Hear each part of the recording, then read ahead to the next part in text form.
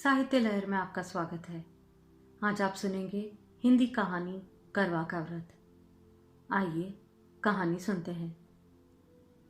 कन्हैया लाल अपने दफ्तर के हम जूलियों और मित्रों से 2-3 बरस बड़ा ही था, परंतु ब्याह उसका उन लोगों के बाद हुआ। उसके बहुत अनुरोध करने पर भी साहब ने उसे ब्याह के लिए सप्ताह भर से अधिक छुट्टी न दी थी। लौटा तो उसके अंतरंग मित्रों ने भी उससे वही प्रश्न पूछे जो प्रायः ऐसे अवसर पर दूसरों से पूछे जाते हैं, और फिर वही परामर्श उसे दिए गए जो अनुभवी लोग नवविवाहितों को दिया करते हैं। हेमराज को कन्हैया लाल समझदार मानता था। हेमराज ने समझाया, बहू को प्यार तो करना ही चाहिए, पर प्यार से उसे बिगाड़ देना या सिर चढ़ा लेना भी ठीक नहीं। औरत सरकश हो जाती है तो आदमी को उम्र भर जोरू का गुलाम ही बना रहना पड़ता है। उसकी जरूरतें पूरी करो, पर रखो अपने काबू में। मारपीट बुरी बात है, पर यह भी नहीं कि औरत को मर्द का डर ही ना रहे। डर उसे जरूर रहना चाहिए। मारो नहीं तो कम से कम गुर्रा तो जरूर दो। 3 बात उसकी मानो तो एक में ना भी कर दो।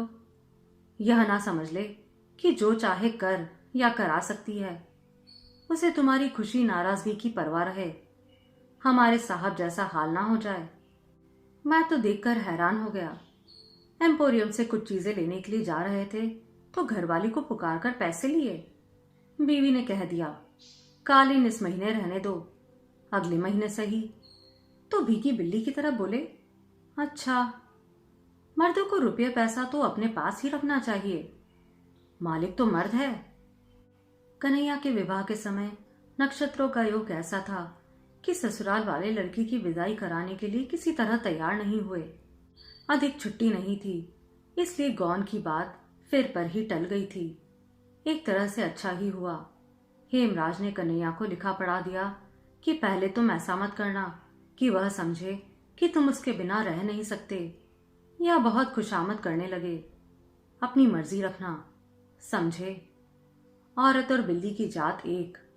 पहले दिन के व्यवहार का असर उस पर सदा रहता है। तभी तो कहते हैं कि बिल्ली के आते ही पहले दिन हाथ लगा दे तो फिर रास्ता नहीं पकड़ती। तुम कहते हो पढ़ी लिखी है, तो फिर तुम्हें और भी चौकस रहना चाहिए। निस्वार्थ भाव से हेमराज की दी हुई सीख कन्हैया ने पल्ले बांध ली थी। सोचा, मुझे बाजार होटल में खाना पड़े या खुद चौका बर्तन करना पड़े तो शादी का लाभ क्या।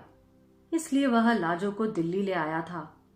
दिल्ली में सबसे बड़ी दिक्कत मकान की होती है। रेलवे में काम करने वाले कन्हैया के जिले के बाबू ने उसे अपने क्वार्टर का एक कमरा और एक रसोई की जगह सस्ते किराए पर दे दी थी। 100-1.25 साल से मजे में चल रहा था। लाजवंती अलीगढ़ में 8वीं जमात तक पढ़ी थी। बहुत सी चीजों के शौक थे। उसके पिता और बड़े भाई पुराने ख्याल के थे। सोचती थी ब्याह के बाद सही उन चीजों के लिए कन्हैया से कहती। लाजो के कहने का ढंग कुछ ऐसा था कि कन्हैया का दिल इनकार करने को ना करता, पर इस ख्याल से कि वह बहुत सरकश ना हो जाए, 2 बात मानकर तीसरी पर इनकार भी कर देता। लाजो मुंह फुला लेती। लाजो मुंह फुलाती तो सोचती कि मनाएंगे तो मान जाएगी, आखिर तो मनाएंगे ही।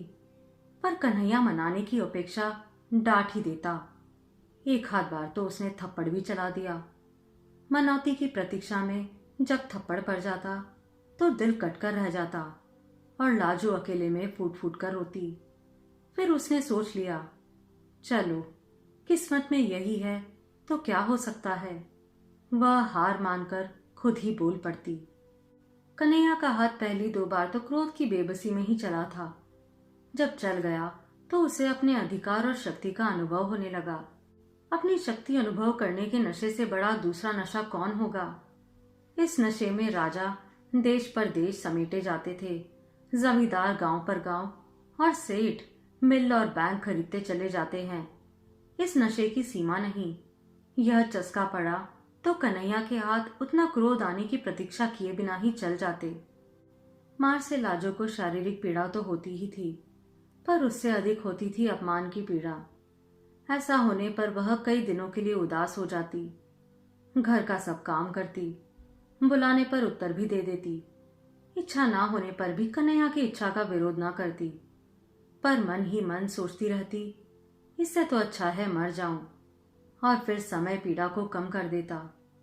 जीवन था तो हंसने और खुश होने की इच्छा भी फूट ही पड़ती थी, और लाजो हंसने लगती। सोच यही लिया था, मेरा पति है, जैसा भी है मेरे लिए तो यही सब कुछ है, जैसा यह चाहता है वैसे ही मैं चलूं। लाजो के सब तरह अधीन हो जाने पर भी कन्हैया की तेजी बढ़ती ही जा रही थी। करवा के अंत में पड़ोस की स्त्रियां करवा चौथ के व्रत की बातें करने लगी।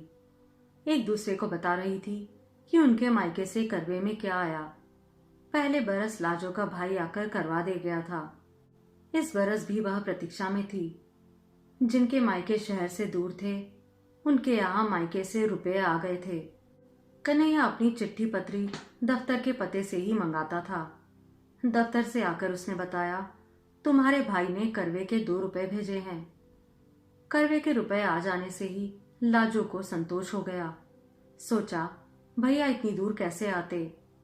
कन्हैया दफ्तर जा रहा था तो उसने अभिमान से गर्दन कंधे पर टेढ़ी कर और लाड़ के स्वर में याद दिलाया, हमारे लिए सरगी में क्या क्या लाओगे। और लाजो ने ऐसे अवसर पर लाई जाने वाली चीजें याद दिला दी। लाजो पड़ोस में कह आई कि उसने भी सरगी का सामान मंगवाया है।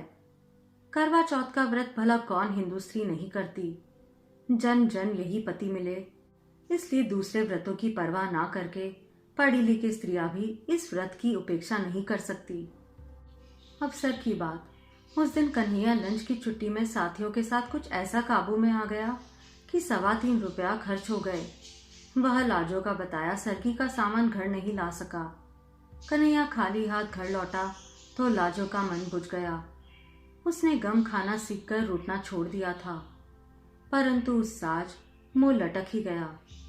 आंसू पोंछ लिए और बिना बोले बर्तन चौके के काम में लग गई। रात के भोजन के समय कन्हैया ने देखा कि लाजो मुंह सुजाए है, बोल नहीं रही है, तो अपनी भूल कबूल कर उसे मनाने या कोई और प्रबंध करने के आश्वासन देने के बजाय उसने उसे डांट दिया। लाजो का मन और भी बिंद गया। कुछ ऐसा ख्याल आने लगा, इन्हीं के लिए तो व्रत कर रही हूँ और यही ऐसी रुखाई दिखा रहे हैं। मैं व्रत कर रही हूँ कि अगले जन्म में इन्हीं से ब्याह हो। अपनी उपेक्षा और निरादर से भी रोना आ गया। कुछ खाते ना बना, ऐसे ही सो गई। पड़ोस में रोज की अपेक्षा जल्दी ही बर्तन भांडे खटने की आवाज आने लगी। लाजो को याद आने लगा, शांति बता रही थी कि उसके बाबू सरगी के लिए फेनी लाए हैं। तारा वाले बाबू की घरवाली ने बताया था कि खोए की मिठाई लाए हैं। लाजो ने सोचा, उन मर्दों को ख्याल है ना कि हमारी बहू हमारे लिए व्रत कर रही है, इन्हें जरा भी ख्याल नहीं। लाजो का मन इतना खिन्न हो गया कि सरगी में उसने कुछ भी नहीं खाया। न खाने पर भी पति के नाम का व्रत कैसे न रखती। सुबह सुबह पड़ोस की स्त्रियों के साथ उसने भी करवा का व्रत करने वाली रानी और करवे के व्रत करने वाले राजा की प्रेयसी दासी की कथा सुनी और व्रत के दूसरे उपचार निभाए। खाना बनाकर कन्हैया लाल को दफ्तर जाने के समय खिला दिया। कन्हैया ने दफ्तर जाते समय देखा कि लाजो मुंह सुजाए है। उसने फिर डांटा, मालूम होता है कि 2-4 खाए बिना तुम सीधी नहीं होगी। लाजो को और भी रुलाई आ गई। कन्हैया दफ्तर चला गया तो वह अकेली बैठी कुछ देर रोती रही। क्या जुल्म है, इन्हीं के लिए व्रत कर रही हूँ और इन्हें गुस्सा भी आ रहा है। जन जन के लिए मिले इसलिए मैं भूखी मर रही हूँ। बड़ा सुख मिल रहा है ना, अगले जन्म में और बड़ा सुख देंगे। लाजो पिछली रात भूखी थी, बल्कि पिछली दोपहर के पहले का ही खाया हुआ था। भूख के मारे कुड़मुड़ा रही थी और उस पर पति का निर्दयी व्यवहार। जन जन, कितने जन तक उसे ऐसे ही व्यवहार सहना पड़ेगा। सोचकर लाजो का मन डूबने लगा। सिर में दर्द होने लगा तो वह धोती के आंचल सिर बांधकर खाट पर लेटने लगी तो झिझक गई। करवे के दिन बांध पर नहीं लेटा या बैठा जाता। वह दीवार के साथ फर्श पर ही लेटी रही। लाजो को पड़ोसिनों की पुकार सुनाई दी। वे उसे बुलाने आई थी। करवा चौथ का व्रत होने के कारण सभी स्त्रियां उपवास करके भी प्रसन्न थी। आज करवे के कारण नित्य की तरह दोपहर के समय सीने पिरोने, काटने बुनने का काम किया नहीं जा सकता था। करवे के दिन सुई, सिलाई और चरखा छुआ नहीं जाता। काज से छुट्टी थी और विनोद के लिए ताश या जुए की बैठक जमाने का उपक्रम किया गया। वे लाजो को भी उसी के लिए बुलाने आई थी। सिर दर्द और मन के दुख के कारण लाजो नहीं जा सकी।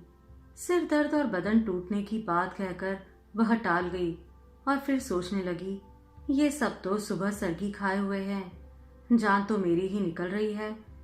फिर अपने दुखी जीवन के कारण मर जाने का ख्याल आया और कल्पना करने लगी कि करवा चौथ के दिन उपवास किए मर जाए तो इस पुण्य से जरूर ही यही पति अगले जन्म में मिले।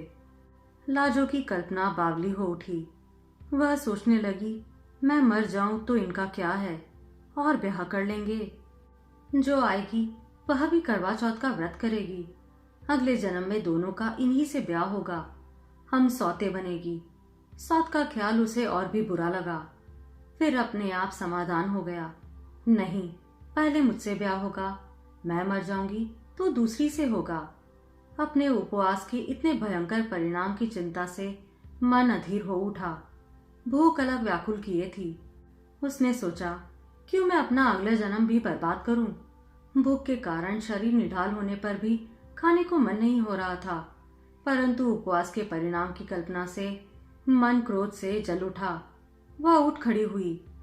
कन्हैया लाल के लिए उसने सुबह जो खाना बनाया था उसमें से बची 2 रोटियां कटोरे दान में पड़ी थी। लाजो उठी और उपवास के फल से बचने के लिए उसने मन को वश में कर एक कटोरी रूखी ही खा ली और 1 गिलास पानी पीकर फिर लेट गई। मन बहुत खिन्न था। कभी सोचती, ठीक ही तो किया, अपना अगला जन्म क्यों बर्बाद करूं। ऐसे पड़े पड़े झपकी आ गई। कमरे की किवाड़ पर धमधम सुनकर लाजो ने देखा, रोशनदान से प्रकाश की जगह अंधकार भीतर आ रहा था। समझ गई, दफ्तर से लौटे हैं। उसने किवाड़ खोला और चुपचाप एक और हट गई। कन्हैया लाल ने क्रोध से उसकी तरफ देखा। अभी तक पारा नहीं उतरा? मालूम होता है झाड़े बिना नहीं उतरेगा। लाजो के दुखे हुए दिल पर और चोट पड़ी और पीड़ा क्रोध में बदल गई। कुछ उत्तर ना दे वह घूमकर फिर दीवार के सहारे फर्श पर बैठ गई। कन्हैया लाल का गुस्सा भी उबल पड़ा।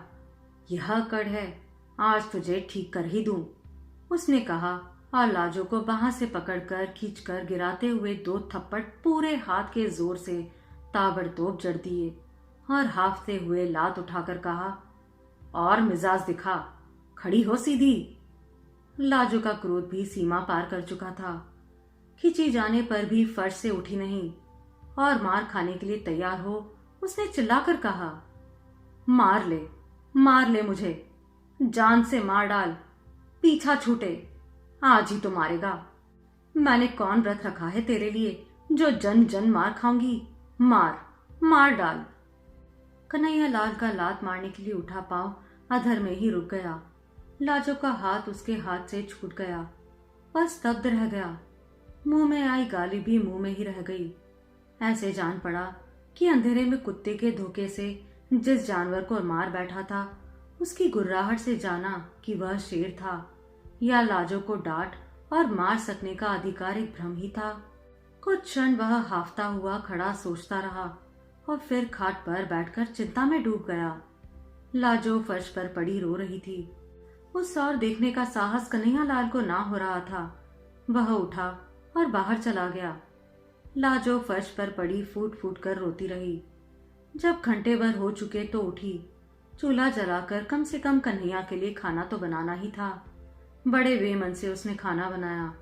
बना चुकी तब भी कन्हैया लौटा नहीं था। लाजो ने खाना ढक दिया और कमरे के किवाड़ उड़ाकर फिर फर्श पर लेट गई। यही सोच रही थी, क्या मुसीबत है जिंदगी, यही झेलना था तो पैदा ही क्यों हुई थी। मैंने क्या किया था जो मारने लगे। किवाड़ के खुलने का शब्द सुनाई दिया। वह उठने के लिए आंसुओं से भीगे चेहरे को आंचल से पोंछने लगी। कन्हैया लाल ने आते ही एक नजर उसकी ओर डाली। उसे पुकारे बिना ही वह दरवाजे के साथ बिछी चटाई पर बैठ गए। कन्हैया का ऐसे चुप बैठ जाना नई बात थी, पर लाजो गुस्से में थी, कुछ नहीं बोली। रसोई में चली गई। आसन डाल थाली कटोरे में रख खाना परोस दिया और लोटे में पानी लेकर हाथ धुलाने के लिए खड़ी थी। जब 5 मिनट हो गए और कन्हैया नहीं आया तो उसे पुकारना ही पड़ा। खाना परोस दिया है। कन्हैया लाल आए तो हाथ नल से धोकर झाड़ते हुए भीतर आया। अब तक हाथ धुलने के लिए लाजो ही उठकर पानी देती थी। कन्हैया 2 ही रोटी खाकर उठ गया। लाजो और देने लगी तो उसने कह दिया, और नहीं चाहिए। लाजो मन मारकर स्वयं खाने बैठी तो देखा कि कद्दू की तरकारी बिल्कुल कड़वी हो रही है। मन की अवस्था ठीक न होने के कारण हल्दी नमक 2 बार पड़ गया। बड़ी लज्जा अनुभव हुई। हाय, इन्होंने कुछ कहा भी नहीं। यह तो जरा कम ज्यादा हो जाने पर डांट देते थे। लाजो से दुख में खाया नहीं गया। यूं ही कुल्ला कर हाथ धोकर उधर आई कि बिस्तर ठीक कर दे, चौका फिर समेट देगी। देखा तो कन्हैया लाल स्वयं ही बिस्तर झाड़कर बिछा रहा था। लाजो जिस दिन से इस घर में आई थी ऐसा कभी नहीं हुआ था। लाजो ने शर्मा कर कहा, मैं आ गई, रहने दो, किए देती हूँ। लाजो बिस्तर ठीक करने लगी तो कन्हैया लाल दूसरी ओर से मदद करता रहा। फिर लाजो को संबोधित किया, तुमने कुछ खाया नहीं, कद्दू में नमक ज्यादा हो गया है। सुबह और पिछली रात भी तुमने कुछ नहीं खाया था। ठहरो, मैं तुम्हारे लिए दूध ले आता हूँ। लाजो के प्रति इतनी चिंता कन्हैया लाल ने कभी नहीं दिखाई थी, जरूरत भी नहीं समझी थी। लाजो को उसने चीज समझा था।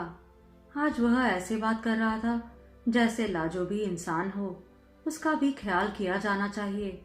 लाजो को शर्म तो आ ही रही थी पर अच्छा भी लग रहा था। उसी रात से कन्हैया लाल के व्यवहार में एक नरमी सी आ गई। कोई काम अधूरा देखता तो स्वयं करने लगता। लाजो को मलेरिया बुखार आ गया तो उसने उसे चौकी के समीप नहीं जाने दिया। बर्तन भी खुद साफ कर लिए। कई दिन तो लाजो को बड़ी उलझन और शर्म महसूस हुई, पर फिर पति पर और अधिक प्यार आने लगा। जहां तक बन पड़ता घर का काम उसे नहीं करने देती। यह काम करते मर्द अच्छे नहीं लगते। उन लोगों का जीवन कुछ दूसरी ही तरह का हो गया। लाजो खाने के लिए पुकारती तो कन्हैया जिद करता, तुम सब बना लो, फिर एक साथ बैठकर खाएंगे। कन्हैया पहले कोई पत्रिका या पुस्तक लाता था तो अकेले मन ही मन पढ़ा करता था। अब लाजो को सुनाकर पढ़ता या खुद सुन लेता। यह भी पूछ लेता, तुम्हें नींद तो नहीं आ रही? साल बीतते मालूम ना हुआ। फिर करवा चौथ का व्रत आ गया। जाने क्यों लाजो के भाई का मनी ऑर्डर करवे के लिए ना पहुंचा था। करवा चौथ के पहले दिन कन्हैया लाल दफ्तर जा रहा था। लाजो ने खिन्नता और लज्जा से कहा, भैया करवा भेजना शायद भूल गए। कन्हैया लाल ने सांत्वना के स्वर में कहा, तो क्या हुआ, उन्होंने जरूर भेजा होगा। डाक खाने वालों का हाल आजकल बुरा है, शायद आज आ जाए या 2-3 दिन बाद आए। डाक खाने वाले आजकल मनी ऑर्डर के 15-15 दिन लगा देते हैं। तुम व्रत उपवास के झंझट में मत पड़ना, तबीयत खराब हो जाती है। यो कुछ मंगवाना है तो बता दो, लेते आऊंगा। पर व्रत उपवास से होता क्या है, सब ढकोसले हैं। वाह, यह कैसे हो सकता है? हम तो जरूर रखेंगे व्रत। भैया ने करवा नहीं भेजा ना सही, बात तो व्रत की है, करवे की थोड़ी ही। लाजो ने बेपरवाही से कहा। संध्या समय कन्हैया लाल आए तो रुमाल में बंधी छोटी गांठ लाजो को थमाकर बोले, लो, फेनी तो मैं ले आया हूं, पर व्रत के झंझट में नहीं पड़ना। लाजो ने मुस्कुराकर रुमाल लेकर अलमारी में रख दिया। अगले दिन लाजो ने समय पर खाना तैयार कर कन्हैया को रसोई से पुकारा, आओ, खाना परस दिया है। कन्हैया ने आकर देखा खाना एक ही आदमी के लिए परोसा था। और तुम? उसने लाजो की ओर देखा। वाह, मेरा तो व्रत है, सुबह सरगी भी खा ली, तुम अभी सो ही रहे थे। लाजो ने मुस्कुराकर प्यार से बताया।